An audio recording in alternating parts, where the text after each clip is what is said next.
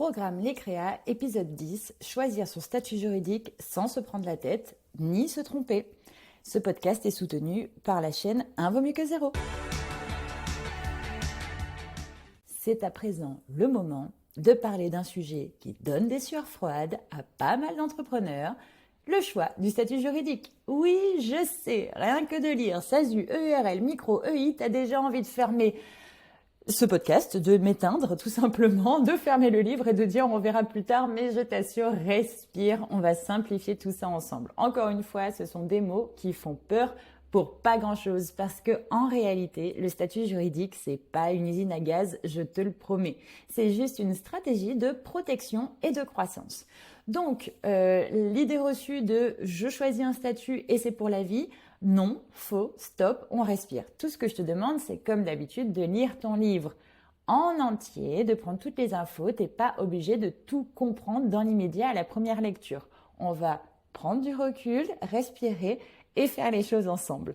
Donc, ton statut juridique, tu peux le faire évoluer selon la croissance de ton activité. Ce n'est pas un mariage, c'est une association temporaire. Et soyons clairs, au démarrage, le plus gros risque, ce n'est pas de choisir le mauvais statut, mais c'est de ne pas se lancer parce qu'on se noie dans les comparatifs.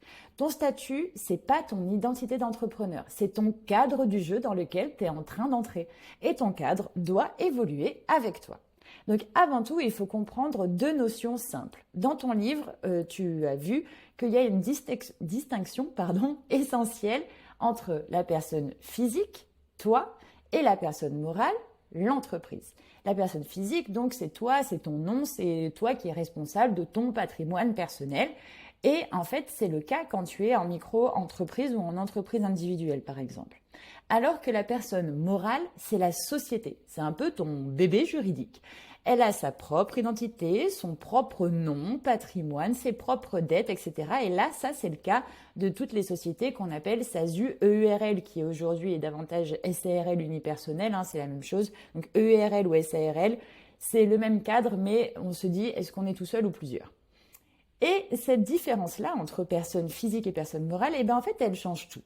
Elle change tes responsabilités, tes impôts, ton image et même ta crédibilité, par exemple, auprès des banques si tu dois aller soulever de l'argent. Comment bien choisir son statut ? Il y a 5 questions simples à se poser et auxquelles il faudrait que tu répondes rapidement pour pouvoir justement savoir vers quoi et vers où aller.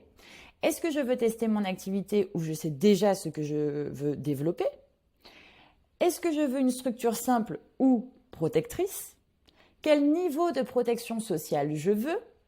Est-ce que j'ai besoin de déduire mes charges ? Et est-ce que je vise la croissance ou plutôt la stabilité ? Et en fonction de ça, il y a des grandes options qui se dessinent. La première, la micro-entreprise, simple mais pas magique, d'accord ? C'est le statut préféré au début et à juste titre parce que quand on se lance, très rapidement, en fait, on va payer des cotisations sur ce qu'on gagne. Et toi, ce que tu veux, c'est tester ton activité sans t'encombrer de comptabilité lourde, etc. Donc, c'est bien parce qu'effectivement, en micro-entreprise, il y a beaucoup de choses que tu peux faire seul, rapidement, sans dépenser d'argent. Et en plus, si tu fais du chiffre, alors tu payes des cotisations, mais si tu fais pas de chiffre, t'en payes pas. Donc c'est super en adéquation avec ton investissement. Mais par contre, il faut être clair. Tu peux pas déduire tes charges. Donc tu payes de l'URSSAF en fonction de ton chiffre d'affaires, mais sur le chiffre d'affaires que tu déclares, tu n'enlèves pas par exemple si tu loues un local, etc. Donc il faut faire attention. Tu as des chiffres d'affaires aussi plafonnés, c'est-à-dire qu'il y a le seuil de chiffre d'affaires maximal que tu peux faire si par exemple tu fais des prestations de services ou que tu as une activité libérale, c'est 77 700 € de chiffre d'affaires par an. Pareil, il y a un chiffre d'affaires maximal pour les micro-entreprises qui font des activités d'achat-revente commerciale, objets, fournitures, denrées, logements, etc. Et là, c'est 188 700 € par an. Ce sont les seuils que tu n'as pas le droit de dépasser. De toute façon, si tu les dépasses, t'inquiète pas, ils viendront te trouver en te disant « Hey ho, tu as dépassé, il va falloir adapter ton cadre et donc adapter ton statut juridique ». Donc, Et également, bien sûr, tu es responsable à 100% sur tous tes biens personnels. Donc, c'est-à-dire qu'on ne fait pas la distinction en micro-entreprise de la personne physique, toi, et la personne morale, l'entreprise. Là, c'est du tout en un. Donc, attention, tes responsabilités ne sont pas limitées. Donc, c'est parfait pour tester une idée ou pour construire un premier business qui vise de s'accroître au fur et à mesure. OK ? Ensuite, tu as l'entreprise individuelle. C'est la version de la micro-entreprise, mais en un peu plus sérieux. Donc, si tu veux garder une structure simple, mais plus flexible en fait fiscalement, l'entreprise individuelle peut être une bonne alternative. Tu peux déduire tes frais, opter pour l'impôt sur les sociétés et lever du coup la limite de ton chiffre d'affaires. Mais attention, ta responsabilité reste quasi illimitée. Et c'est moins crédible quand même pour des partenaires ou des demandes d'emprunt, des choses comme ça, parce que ça reste à ton nom entreprise individuelle. Donc c'est bien pour les indépendantes qui veulent grandir doucement, sans pression, etc. Voilà, c'est une autre formule de statut juridique. Ensuite, on va avoir l'EURL, qui en fait aujourd'hui est associé à la SARL unipersonnelle. Donc là, c'est la sécurité à taille humaine. C'est une société à toi seul, tu n'es pas obligé d'avoir des associés ou quoi que ce soit, encore une fois, c'est que toi, mais avec une vraie protection juridique, c'est-à-dire que là, ton patrimoine personnel est protégé parce que tu peux déduire tes frais, tu peux choisir un mode d'imposition différent, etc., parce qu'en réalité, c'est vraiment une société. Donc là, on revient à cette notion de personne morale, et donc du coup, toi, tu es la personne physique qui gère une personne morale, l'EURL, ou alors appelée SARL unipersonnelle. Donc, c'est bien aussi si tu veux pérenniser ton business, poser des bases solides. Également, par contre, il faut prendre en compte que c'est un peu plus lourd à gérer parce qu'il y a une comptabilité complète à faire, donc il te faut un expert comptable. Il y a des obligations légales, bien entendu, comme dans tout statut, et puis des cotisations qui peuvent paraître plus élevées, mais encore une fois, ça dépend de la nature de ton activité, comment est-ce que tu travailles, etc. Ensuite, nous avons la SASU. C'est une SAS, mais cette fois-ci aussi unipersonnelle. Donc, l'option pour celles qui voient grand, si j'ose dire, c'est le statut préféré des entrepreneurs ambitieuses qui veut scaler, en fait, un business. Donc, du coup, en faire un, mais le dupliquer, embaucher, lever des fonds, etc.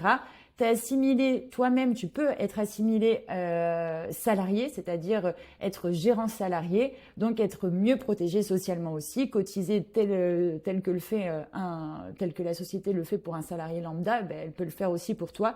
Ta société est bien entendu crédible auprès des partenaires, tu peux te verser un salaire ou des dividendes.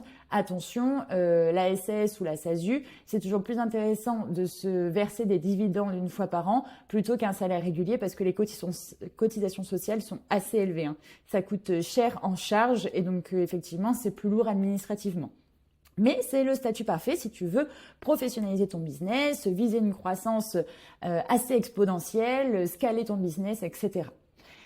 Si tu veux t'associer, par contre, du coup, là, deux options principales existent, la SARL et la SAS. Donc la SARL, c'est comme la SARL unipersonnelle qu'on a vu tout à l'heure, donc c'est assez rigide, encadré, mais très sécurisant, donc ça c'est cool. Et la SAS, ben, c'est un peu plus libre, plus souple, plus moderne, certes, mais du coup, si tu veux te verser des revenus réguliers, et ben là, du coup, ça va te coûter assez cher en charge sociale. Donc la SAS, effectivement, aujourd'hui, c'est le choix numéro 1 des entrepreneurs qui veulent bosser à plusieurs sans s'enfermer dans des règles trop strictes. Mais encore une fois, il faut du coup avoir une visibilité sur sa gestion financière personnelle parce que je ne conseille pas de se rémunérer régulièrement sur une SAS ou une SAS unipersonnelle. Bref, tu l'auras compris, du coup, il y a plein de choix différents. Également, il faut savoir qu'il existe une coopérative d'entrepreneurs. Il en existe plusieurs. Et là, ça peut être aussi une solution alternative à un choix juridique. C'est une solution complémentaire qui souvent est utilisée au début par certains entrepreneurs.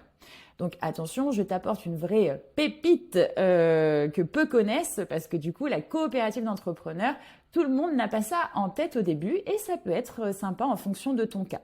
Donc tu peux rejoindre une coopérative d'activité et d'emploi, donc c'est CAE. Tu gardes ton autonomie, tu factures sous le numéro en fait sur le numéro SIRET l'entreprise de cette coopérative. Et tu peux être payé sous forme de salaire. Donc c'est aussi une façon différente de pouvoir se protéger. Donc c'est un vrai salaire avec des protections chômage, retraite, etc. Et ça peut être aussi intéressant si par exemple tu as des prestations actuelles de chômage, des choses comme ça, de pouvoir faire du chiffre d'affaires sur cette coopérative et par exemple le récupérer après. Ça te permet aussi du coup d'avoir cette espèce de gestion du timing un peu plus sympa. Donc c'est idéal si tu veux tester un projet sans aucun risque. Et si tu veux entreprendre sans charge mentale, de paperasse, etc. C'est assez sympa pour ça. Bien entendu, tu verses une petite commission. Généralement, c'est entre 5 et 12%. Mais tu gagnes en sérénité et en accompagnement. Donc, ça peut être également une solution. Bien entendu, pour choisir ton statut juridique, tu peux prendre rendez-vous chez un expert comptable. Le premier entretien est gratuit et effectué par un expert comptable ou par un juriste pour te guider dans tes choix. Donc surtout, ne t'en prive pas. Je t'invite là tout de suite, après cet épisode, à aller chercher qui sont les experts comptables autour de chez toi pour pouvoir prendre rendez-vous et tout simplement te renseigner. Bien sûr, tu as également la possibilité d'aller voir un avocat en droit des sociétés. C'est un expert aussi que tu peux solliciter, bien entendu, les yeux fermés ou presque. Petite anecdote, comme d'habitude, je me souviens d'une cliente qui s'appelle Maëva et elle voulait créer son entreprise de design, mais elle bloquait depuis 6 mois à cause de ce fameux statut. Donc, comme je vous disais, on ne doit pas s'arrêter avec des mots qui font peur parce que finalement, il vaut mieux se lancer que d'avoir trop peur de faire le mauvais choix. Donc, elle lisait tous les comparatifs du monde. Elle a demandé à ChatGPT 150 fois des conseils. Elle a dû aller regarder pendant des heures Google. Bref, elle n'arrêtait pas. Et à un moment, je lui ai dit, choisis ton statut qui te permet d'agir maintenant. Pas celui qui t'enferme dans la peur de se tromper, etc. Tu y vas maintenant. Du coup, elle s'est lancée en micro. Ça lui a permis en fait de faire ses premiers pas, etc. Sans avoir non plus un apport fou à mettre en place, vu que de toute façon, elle n'avait pas besoin au début de soulever des fonds. Donc, il n'y avait pas de nécessité de montrer un petit peu patte blanche auprès d'autres investisseurs ou de personnes bien spécifiques, les banques, etc. C'était OK. Fallait juste qu'elle se lance. Du coup, elle a fait la micro. Dès le lendemain, elle a pu commencer à travailler. Et 1 an plus tard, en fait, elle a basculé effectivement en SASU. Résultat, son business, il tourne et son stress administratif, il a fondu parce que vu qu'elle était dans l'action, elle a bien pu voir et constater qu'elle pouvait adapter son statut juridique. Donc, elle a commencé en micro de façon à ce que ce soit simplifié et du coup actionnable tout de suite. Et puis ensuite, elle a eu les moyens et le temps de pouvoir faire évoluer et basculer donc sa micro-entreprise en SASU. Moralité, le bon statut, c'est celui qui te permet d'avancer, pas celui qui te paralyse. Ok ? Quelques points souvent mal compris tout de même. Oui, donc tu peux changer de statut si ton activité évolue. Non, tu n'es pas obligé de créer une société tout de suite. Tu peux donc créer une entreprise individuelle sous forme de micro-entreprise. C'est effectivement le plus simple et le plus rapide. Oui, un expert comptable ou un juriste peut t'aider. Soit au début, soit ponctuellement, soit tout le temps. Pas besoin d'en embaucher un à plein temps non plus. Et non, la micro-entreprise n'est pas moins professionnelle. C'est un vrai tremplin, c'est pas une fin en soi, mais c'est un vrai tremplin, donc on va pas s'en priver. Merci d'avoir écouté cet épisode et rappelle-toi, ton statut ne définit pas ta valeur. Ce qui compte, ce n'est pas la forme de ton entreprise, c'est la force de ta vision. Tu es solo, mais tu n'es jamais seul. À très vite dans le prochain épisode.